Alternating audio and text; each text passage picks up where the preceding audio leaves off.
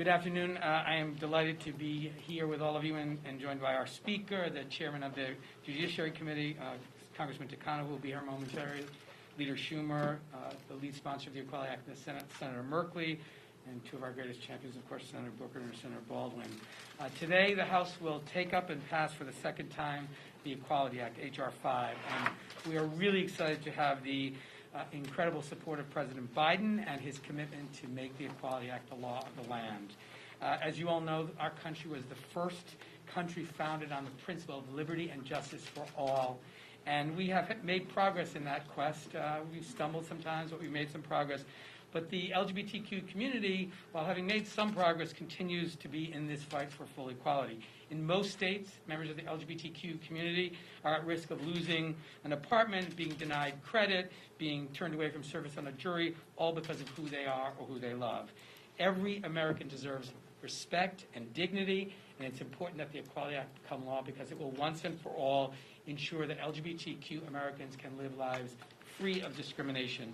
And in particular, it amends the existing civil rights architecture and adds sexual orientation and gender identity to employment, education, housing, credit, jury service, public accommodations, and federal funding. It's a fully inclusive civil rights law that will once and for all make discrimination illegal in this country. Finally, it's not a controversial issue anymore. 83% of Americans support anti-discrimination legislation for LGBTQ Americans. 68% of Republican voters. So this is not a controversial issue. We've built a coalition that ranges in everyone from the U.S. Chamber of Commerce to the ACLU and everyone in between. Over 600 major organizations, hundreds of business leaders representing some of the most important companies in America all support the Equality Act. And I'll end with just a word in remembrance of our extraordinary colleague, the late John Lewis, who at a very critical moment in our fight for the Equality Act made certain that people understood the urgency of this action and the importance of doing this comprehensive bill. And I hope in his honor we will finally make the Equality Act the law of the land. And with that, I'm delighted to introduce the Senate sponsor, the lead sponsor of the Senate, Senator Jeffrey. The Equality Act is all about freedom. President Lyndon Johnson said the freedom is the right to share fully and equally in American society. It is the right to be treated in every part of our national life as a person equal in dignity and promise to all others. But today, LGBTQ Americans are not free. They do not share fully and equally in our national life. They are not treated as individuals equal in dignity and promise to all others. In 29 states, it is still legal today to discriminate against Americans because of who they are and whom they love. In over half the states of the Union, LGBTQ Americans can be married in the morning, ejected from a restaurant at lunch, denied a mortgage, dismissed from jury in the afternoon, evicted from their house that night. It is way past time we change that. Way past time we pass a National Equality Act.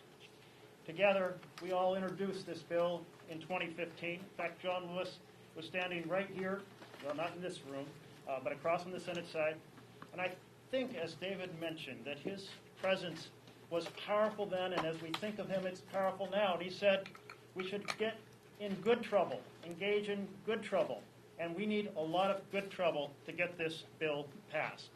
In 2019, we had a powerful moment in May 17, 2019, with consideration of passage of the Equality Act in the U.S. House of Representatives. And I applaud my House colleagues for that tremendous victory. Well done. That was an awesome moment. But the leadership of the Senate at that same time refused to hold a vote, refused to hold a debate, refused to hold a hearing on this fundamental issue of freedom. But this year, 2021, it's different. We have leadership of the House and leadership of the Senate that supports this vision of opportunity and equality for all. We also have a tremendous number of civil rights partners that are taking us forward in this effort. The NAACP, the Human Rights Campaign, the Lawyers Committee for Civil Rights, the Leadership Conference on Civil and Human Rights, and National Urban League that are working passionately and diligently to make sure we get this right. And this year is different because we have a President, Joe Biden, who believes in the dignity and humanity of every American. And it's different because we have more Senate sponsors. And as David mentioned, we have more organizations. We have more businesses. We have more religious organizations with us at this moment. My friends, it is time we end this dark history of prejudice and discrimination and ring the bells of freedom for opportunity and equality for all. It is my pleasure now to introduce the Speaker of the House, Speaker Pelosi. Thank you very much, Senator, and thank you for your leadership on this important issue. It's an honor to welcome you over to the House side. It's always a pleasure to welcome back the distinguished, now Majority Leader of the Senate back. Senator, It's a pleasure to be back. and even more of a pleasure with Senator Baldwin with you returning to the House. We always took such pride in her being in the House, and then when she went on to the Senate as well. And thank you for being here for this very special occasion for all of us. Senator Booker, welcome to the House. Not necessarily back, but welcome. And it's an honor to be here with Mr. Takano, the chair of the Veterans Affairs Committee, but a leader in the Equality Caucus, and of course, our chair of the Judiciary Committee, Mr. Nadler, who has made so many things possible for us. It's an honor to be with you. David Cicilline is a person we're very, very proud of. And we thank you, David, for giving us this opportunity today, and to you, Senator Merkley. Senator Merkley referenced to when we were together 5 years ago. We were in the LBJ room, as a matter of fact, over on the Senate side, when this Equality Act was introduced. Senator Merkley, Congressman Cicilline were the lead sponsors, but as Senator Merkley mentioned, right there standing with them was John Lewis, and that was very important. We stood there with an icon of the civil rights movement in a room named for LBJ, who had been the sponsor who fought for and signed the Civil Rights Bill. The Civil Rights Act is a pillar of freedom in our country. It is not amended lightly. So how proud were we to have our beloved, as I said, John Lewis and the Congressional Black Caucus with us on that day as they gave their imprimatur to opening up the Civil Rights Act to end discrimination against the LGBTQ community. The two sponsors of the bill have said why this is necessary. It shouldn't be necessary, but why it is necessary and why it's important for us to act. And as we remember John Lewis's life, we remember his words spoken at the Pride Parade. The Pride Parade in Atlanta, shortly after being diagnosed with cancer. We are one people, one family. We all live in the same house. And those words have been an inspiration to us. In closing, I just want to say that our two lead sponsors, Senator Merkley and Mr. Cicilline, talked about outside groups who are endorsing this legislation. And I want to thank all of them. For some, it's the easiest thing in the world. For others, it took a level of courage and, shall we say, fortitude to go forward. But all of them, very important as we do our inside maneuvering to get as many votes as possible, hopefully as bipartisan as possible. The outside mobilization, so essential to bring have a drumbeat across America for freedom, for liberty and justice for all. Thank you all very much for being here. I'm going to excuse myself to go to the floor as we have the bill on the floor right now, and I don't want to lose my time. I don't know who's in charge there, but I don't want to lose my time. With that, I'm very pleased to yield to the distinguished former member of the House, now Majority Leader of the Senate, Chuck Schumer, and a champion on this issue when he was in the House and now as a leader in the Senate. Welcome. Well, thank you, Speaker Pelosi. It's great to be here. I want to thank all of my colleagues. I want to thank my dear colleague, Senator Merkley, for his steadfast, unrelenting passion on this issue. He reminds us every day how we have to pass the Equality Act, because that's what America's all about. And Jeff has been a great leader here, and I thank him. Tammy Baldwin, of course, is one of our just outstanding senators who's been right by Jeff's side pushing this bill. And I want to thank all of the House sponsors and Senator Cory Booker, who is also at Mr. Merkley's side pushing this legislation. And I want to start by addressing head-on some of the despicable comments made by a few Republicans about trans people. Their attacks on trans people and the transgender community are just mean, and show a complete lack of understanding, a complete lack of empathy. They don't represent our views, and they don't represent the views of a majority of Americans. Their despicable comments just make my blood boil with anger. If I didn't have a mask, you could see my teeth gritting. But that's why we're here today, to talk about the Equality Act. That's why we need it, because of the hate out there that gets in the way of the great American dream of equality. In many ways, the story of America has been about making those words true for all Americans. That's what brings us here today, to reintroduce the Equality Act in the Senate. Essential, urgent, long overdue. That will move us closer to a society where all Americans are equally treated under the law. Even today, the signs of discrimination based on sexual orientation abound. From education to housing to family planning, from the workplace to adoption to immigration. Discrimination against LGBTQ+ people remains a serious problem that demands Congress's attention. Congress must pass the Equality Act so that LGBTQ+ Americans will no longer have to face discrimination in some of these most basic areas of life. This legislation is personal to me. Just 6 years ago, LGBTQ Americans like my daughter won the legal right to marry who they love. The Equality Act would make sure she can continue living her life with her wife with the security and dignity of knowing she won't face basic discrimination because of who she is. So proud of them, so proud. Now, no American should ever face discrimination because of who they are and who they love. When the Equality Act passed the Congress last year, it was a bipartisan vote. Yet for years, Leader McConnell buried the Equality Act and other common-sense bipartisan House-passed bills in his legislative graveyard. Those days are over. Those days are over. Now, with Democrats in the majority, the Senate will have the opportunity to act on this critical civil rights legislation. I will use my power as majority leader to put it on the floor, and let's see where everybody stands. Let's see where everybody stands. I'm hopeful that just like in the House, the Equality Act will get Republican votes and pass the Senate with bipartisan support. And of course, we now have an ally in the White House with President Biden, who's promised to make the Equality Act a priority. Discrimination against LGBTQ Americans should be over once and for all. And Democrats will fight tooth and nail to make sure that that happens.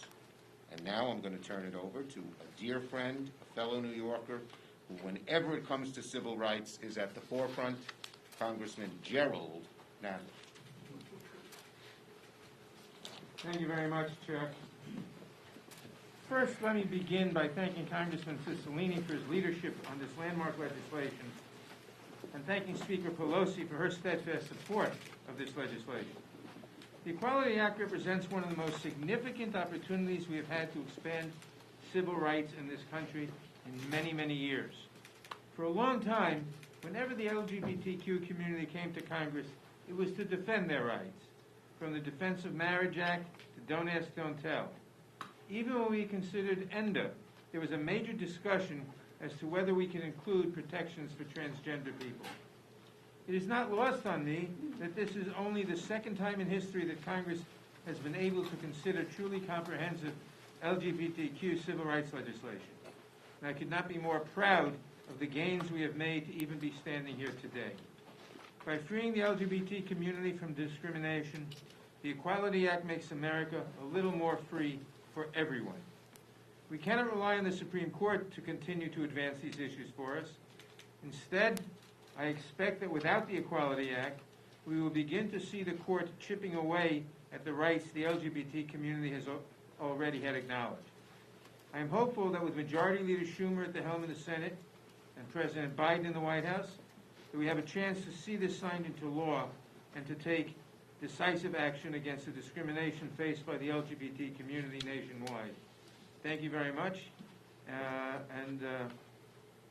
Like Speaker Pelosi, I have to get back to the floor for the debate. But before I do that, it's my pleasure to introduce Senator Booker.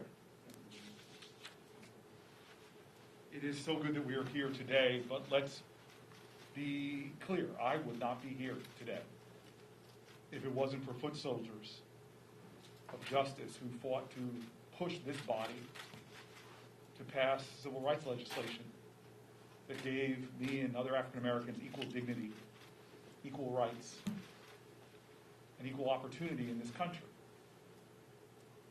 John Lewis, who has passed us, bled for that right.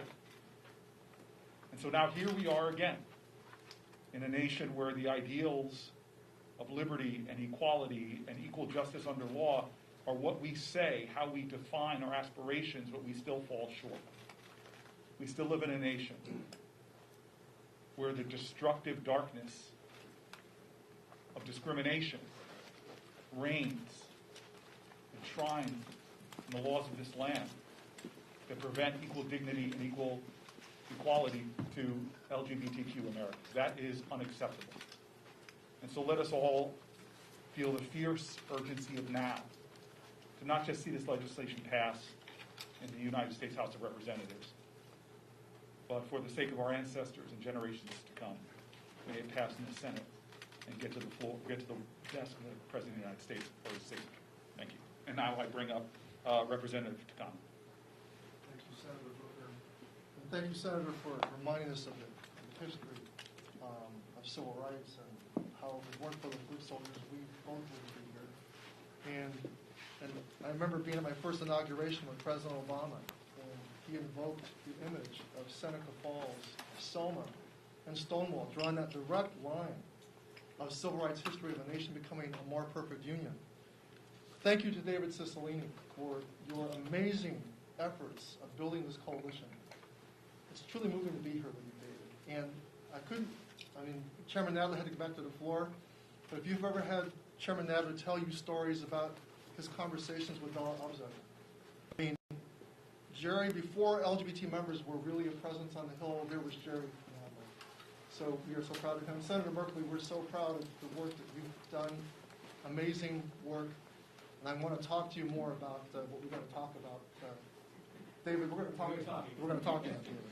All right. Almost 30 years ago, I was outed in my first campaign for Congress. 27 years ago, the Don't Ask, Don't Tell policy was established in the military. 25 years ago, the Defense of Marriage Act, or DOMA, was signed into law. And nearly 10 years ago, Don't Ask, Don't Tell was repealed. 7 years ago, in the United States v. Windsor case, it struck down DOMA. 5 years ago, marriage equality became the law of the land.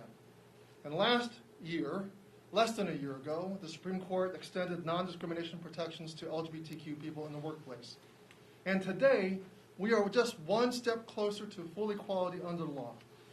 And that's real progress. But despite the strides that we have made toward greater acceptance for LGBTQ people, in a majority of states, 27 to be exact, our communities still face discrimination, and they do not enjoy the same civil rights as other Americans.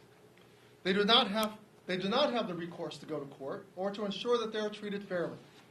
This is particularly harmful, especially to especially vulnerable members of our community, trans people and queer people of color, who face greater discrimination and violence motivated by hate, and what really, as Senator Schumer alluded to, gets my blood boiling, is the irony of people who are murdered and beat up, who are victims of discrimination, being made the bogeyman of this bill. How insidiously ironic is that the opponents of this bill are using the people who are victimized the most, who need the protections of this bill the most, as the argument against passing this bill. How absurd is that? The Equality Act would be a powerful tool to protect these most vulnerable people in our country, A great nation cares about the dignity and well-being of its most vulnerable citizens. Today, as I go back to the floor, and thankfully the leader's going to take her magic, the speaker is going to take her magic minute on the floor to extend the amount of time I have here. But I'm going to cast my vote. I'll be thinking of all the LGBTQ activists who marched, protested, and built a movement to protest the lives of LGBTQ people and expand our rights. I'm ready to go vote. And before I do, I want to introduce a pioneer, a hero of mine. I knew her when she was back in the House and watched her become a senator with the integrity of being elected to office, already out, not coming out afterwards. Truly a trailblazer, Senator Baldwin. Thank you so much. Well, I want to start by thanking my colleagues for your courage and your standing up and getting us to this moment. I feel like we should have a drum roll because soon the House will vote for the second time to advance the Equality Act. I appreciated everybody's comments, but I wanted to also appreciate Leader Schumer's comments with two regards. One is decrying and condemning in the strongest of terms the unfortunate and hateful remarks of some of our colleagues. And the level of ignorance is unacceptable. But I also hearken back to the power of the LGBTQ movement of visibility helping to change hearts and minds. And that's what this long movement is about. I secondly appreciated Leader Schumer's personal remarks. You know, he said it's personal for me. And I will certainly say this is personal for me too. Not only as a member of the LGBTQ community, but for my brief time as a practicing attorney before I was full-time involved in public service, I had the occasion to represent clients in the LGBTQ community who had faced discrimination at the workplace or in seeking housing. And I got to see how devastating that can be, especially when the law falls short in terms of protections. In a majority of states and local jurisdictions, LGBT Americans live without fully inclusive non-discrimination laws and can still face discrimination because of who they are or who they love. And that's just wrong. And it's time to end this kind of discrimination against the LGBTQ community.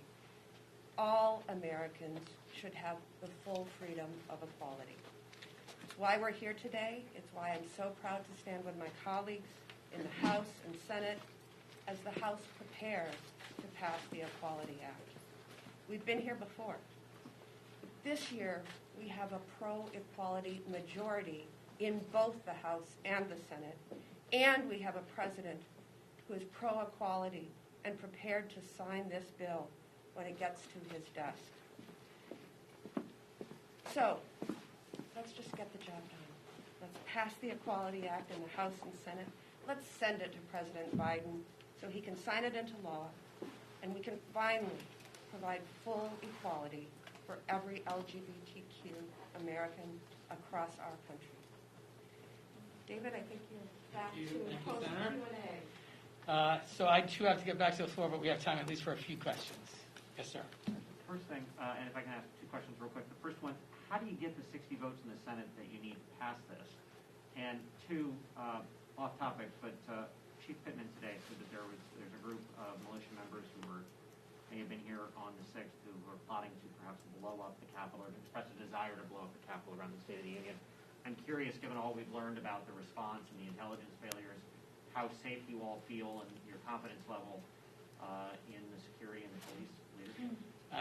I'll defer responding to that at another time if that's okay, because I need to get to the floor. I hesitate to speculate about the Senate, but I'll just say one thing before I invite one of the senators to say. But you know, it's the good old-fashioned way. We're going to make our case. Our community is going to advocate with members of the Senate, and we're going to work hard till we get the votes necessary to pass it. There's no shortcut for it.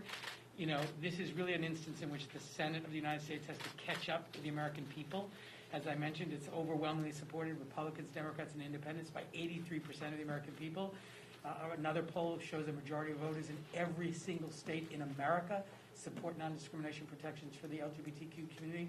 So the biggest challenge we face is a lot of people think it's already the law. When you tell them that someone can, get kicked out of their apartment, be denied service in a restaurant, or not be allowed to serve on a jury because of their sexual orientation or gender identity, they can't believe that's true. And that's because it doesn't comport with our basic understanding of fairness and equality in this country. So there's not a shortcut. We're going to work hard and get the votes, and obviously the senators will have some tricks up their sleeve about how we do that. Your question immediately assumes that Republicans will insist on cloture, 60 votes to close debate. And I was thinking about how when Ted Kennedy first brought the Employment Non-Discrimination Act to the floor, back in, I believe it was 1998, we had no one in opposition ask for cloture. So we have a story here of how dramatically the Senate has changed.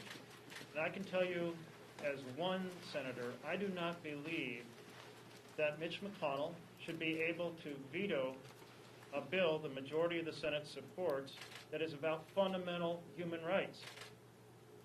But we're not in 1998, and we are still closer to 2013. And in 2013, I took the Employment Non-Discrimination Act to the floor, and we did not have 60 votes, and we had to get 60 votes, and we worked it. We worked it in partnership with our organizations that are civil rights organizations that have huge insight on the nuances of the language and the law, and we worked it with our colleagues. And our colleagues shared their stories, and we ended up with a vote that was 2-1, bipartisan, in support. And that is the path we're going to work to achieve this year. What specifically would you want to tell your colleagues about? They're talking about an infringement on religious liberties, bringing more lawsuits against churches and places of worship. We were very careful in the Equality Act to ensure that the religious exemptions which currently exist remain undisturbed. And so what I would first say is, in the same way that all of the other areas of the civil rights law have established religious exemptions, they would apply in the same way to the provisions of the Equality Act. The LGBTQ community is not looking for more protections, nor are we willing to accept less. Just treat it the same as all the other protected classes. So religious organizations would still enjoy the rights they have in terms of their ministerial functions, to limit their services and facilities to members of their own congregation, to members of their own faith and good standing, as they determine. All those exemptions which have been established remain in place. And so that's been an argument that has been advanced, but we have two interests that are protected here: the right to religious expression and the deeply held commitment to ending discrimination. The Equality Act achieves both of those things. Can I just add to that the Bostock versus Clayton County decision has basically extended to the entire nation one portion of the Equality Act relating to employment, obviously a critical one, but by doing so has kept intact the current and existing religious exemptions. So that's now the reality in the United States. And so I just wanted to underscore what David Cicilline just said, that we want no more, nor should we accept any less. Thank you, Senator. Let me take one more. On the COVID relief package, Senator Schumer this morning said it was a... Is there any question on the Equality Act? Because Sure, I got to all run right. to the floor. I have one. Yes. Chris Stewart has signaled that he's going to introduce on Friday the Fairness for All Act as an alternative to the Equality Act with bipartisan support. Would that bill be better than nothing? No, that bill very clearly is worse than nothing. For the first time in our history, would actually put in federal statute provisions that permit discrimination against the LGBTQ community. It would be a tremendous step backward, which is why it's not supported by any major LGBT organization. All of the major LGBT organizations support the Equality Act. The Stewart bill is a tremendous step backward in our fight for full equality. Any problem with Democrats co-sponsoring that bill? I'm sorry? Would you have any issue with Democrats co-sponsoring Well, I that? hope people who are committed to equality for the LGBTQ community would not support that bill, because it would put in statute and authorize expressly discrimination against the LGBTQ community. Thank you all. Thank you all.